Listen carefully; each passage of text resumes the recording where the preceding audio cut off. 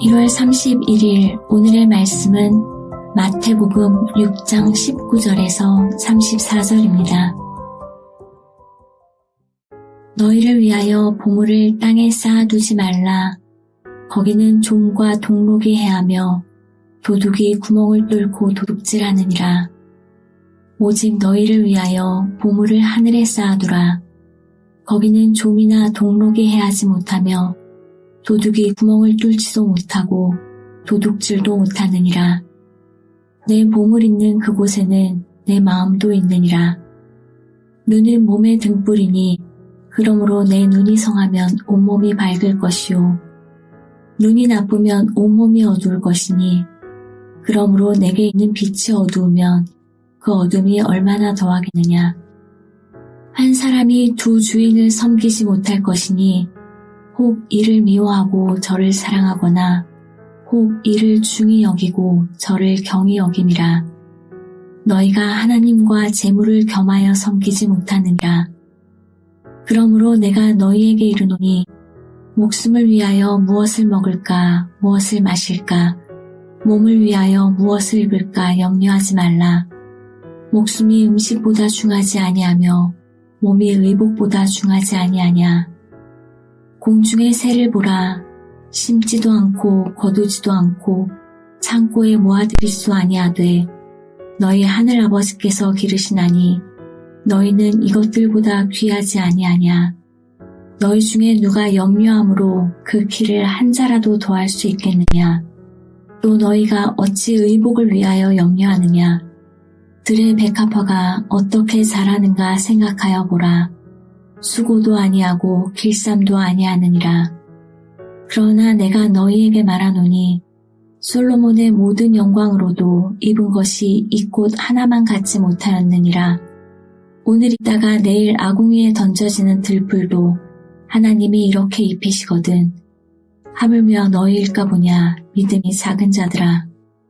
그러므로 염려하여 이르기를 무엇을 먹을까 무엇을 마실까 무엇을 입을까 하지 말라. 이는 다 이방인들이 구하는 것이라.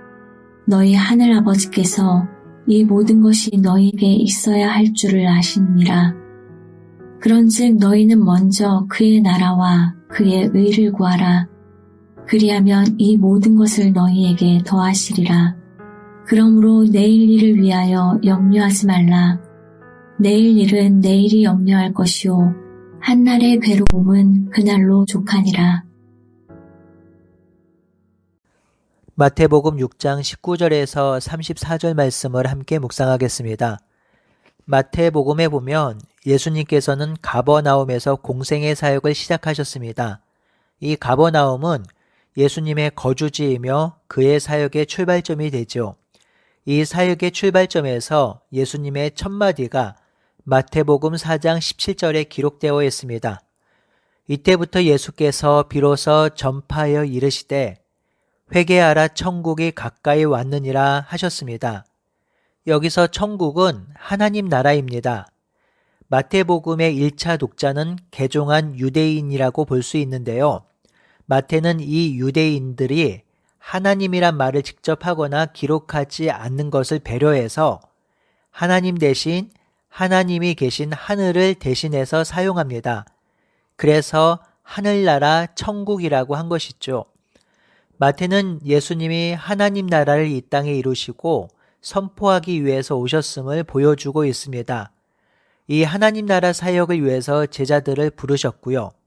그리고 나서 마태복음 5장에서 7장까지 하나님 나라 복음, 하나님 나라 백성의 삶을 가르치셨습니다. 하나님 나라 백성의 삶의 방식은 이 세상 사람들의 삶의 방식과 전혀 다릅니다. 가치관도 다르고 추구하는 삶의 방식도 다릅니다. 예수님은 그 하나님 나라의 가치관과 삶의 방식을 자세히 가르쳐주고 있지요. 가장 대표적인 가르침이 우리가 너무나도 잘 알고 있는 팔복입니다. 이 팔복은 세상 사람들이 복으로 여기고 있는 것과 전혀 다른 복이지요. 예수님은 하나님 나라의 복을 다시 설명하고 있습니다. 그리고 나서 구약의 율법 정신을 다시 알려주시지요. 이 율법은 모세로부터 주어진 것인데요. 모세보다 더 뛰어난 예수님, 모세의 율법을 완성하러 오신 예수님께서 모세의 율법을 완성하십니다. 그래서 마태복음 5장 17절에 예수님이 율법이나 선지자를 폐하러 오신 것이 아니라 완성하러 오셨다고 분명히 말씀하시지요. 그러면서 5장 21절에서 48절에 이런 패턴으로 말씀하십니다. 21절에 너희가 이전에 살인하지 말라고 들었으나 나는 너희에게 이르노니 이렇게 말씀하시죠. 27절 너희가 간음하지 말라고 들었으나 33절도 너희가 옛사람에게 말한 바 헛 맹세를 하지 말고 내 맹세한 것을 주께 지키라 하였다라는 것을 들었으나 38절에도 눈은 눈으로 이는 이로 갚으라 하였다라는 것을 들었으나 43절도 이웃을 사랑하고 내 원수를 미워하라 하였다라는 것을 들었으나 나는 너희에게 이르노니 이렇게 하라라고 말씀하시죠. 모세가 가르친 율법을 예수님께서 설명하시면서 율법을 완성하는 자로 자신이 오셨음을 드러내고 있습니다. 그리고 나서 주기도문을 가르친 후에 오늘 본문이 이어지고 있지요. 그러니 오늘 본문도 같은 맥락에서 하나님 나라 백성의 새로운 삶의 원리, 생활 원리를 알려주고 있는 것이라고 보시면 좋겠습니다. 하나님 나라 백성의 새로운 삶의 원리는 두 가지인데요. 하나는 재물에 관한 것과 하나는 염려에 관한 것입니다. 첫 번째는 재물에 관한 가르침을 살펴보겠습니다. 이 가르침은 너무나도 명확하고 강력합니다. 이 가르침의 주제는 24절에 있습니다. 한 사람이 두 주인을 섬기지 못할 것이니 혹은 이를 미워하고 저를 사랑하거나 혹은 이를 중히 여기고 저를 경히 여김이라. 너희가 하나님과 재물을 겸하여 섬기지 못할 것이라고 하였습니다. 여기서 예수님께서 재물, 돈에 관해서 아주 중요한 말씀을 하시는데요. 돈과 재물을 하나님 자리에 놓으셨다는 것입니다. 돈이 얼마나 강력하고 힘이 있냐면 하나님만큼 높은 자리에 있습니다. 그래서 사람들이 돈을 섬기는 것입니다. 그러니 이 땅의 사람들을 두 부류로 나누어 볼 수 있겠지요. 한 부류는 돈을 섬기는 부류와 또 한 부류는 하나님을 섬기는 부류입니다. 세상 사람들은 여전히 돈을 섬기는 사람들이며 하나님의 백성은 하나님을 섬기는 사람들이죠. 그러니 돈과 하나님을 겸하여 섬길 수 없습니다. 그러면서 예수님께서 가장 중요한 말씀을 하시죠. 21절입니다. 내 보물이 있는 곳에 내 마음이 있다고 하시죠. 어찌 보면 21절이 주제문 같기도 합니다. 내 마음이 있는 곳에 내 보물이 있다. 하나님께서 진실로 원하는 것은 우리의 마음입니다. 외형이나 어떤 형식이나 외적 행동이 아닙니다. 하나님은 제사가 아니라 중심을 원하신다고까지 하셨습니다. 하나님은 우리의 마음을 꿰뚫어 보십니다. 알고 계십니다. 그리고 우리의 마음이 어디 있는지 아십니다. 그 마음이 가는 곳에 우리의 보물이 있음을 알고 계시죠. 사실 어찌 보면 이 본문이 돈, 재물에 관한 문제라기보다는 마음의 문제일 수도 있습니다. 하나님은 우리 마음 얻기를 바라십니다. 우리가 중심으로 하나님을 사모하고 사랑하길 원하십니다. 그러니 우리는 이렇게 질문할 수도 있겠지요.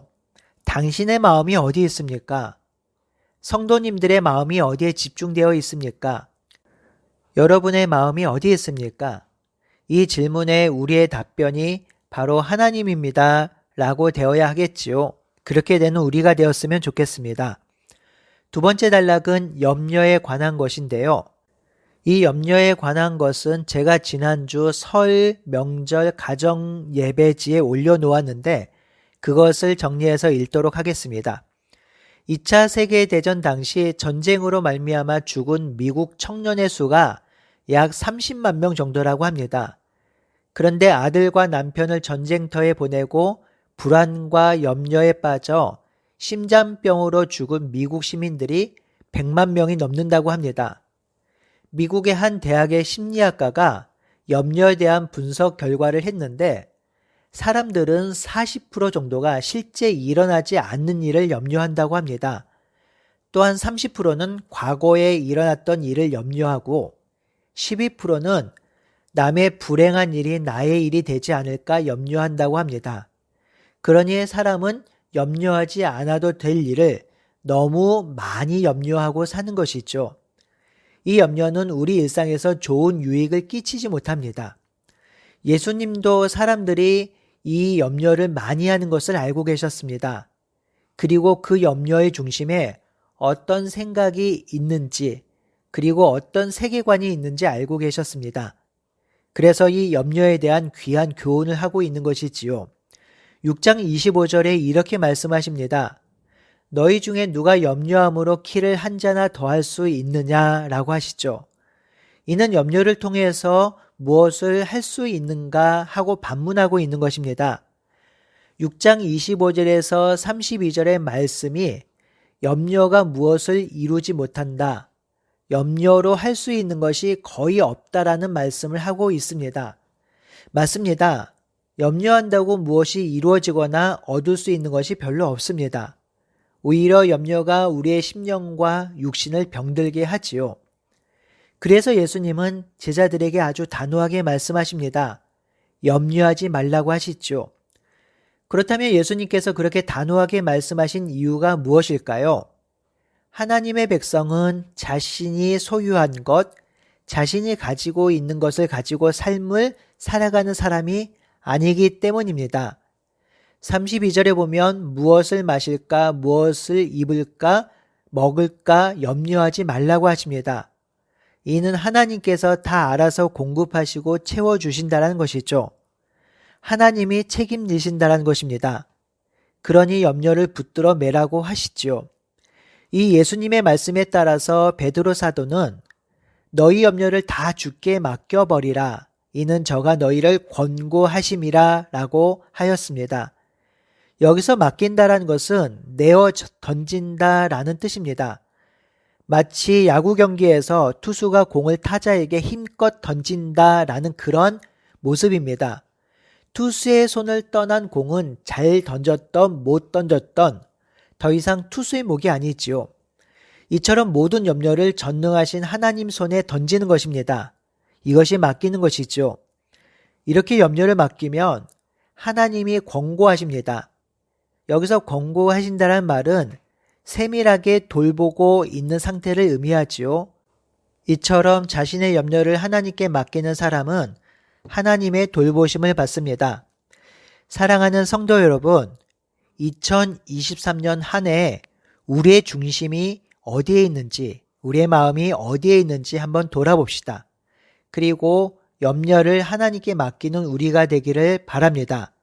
그리고 하나님의 나라와 의를 위해 살아가는 우리 모두가 되기를 바라고 소원합니다. 아멘.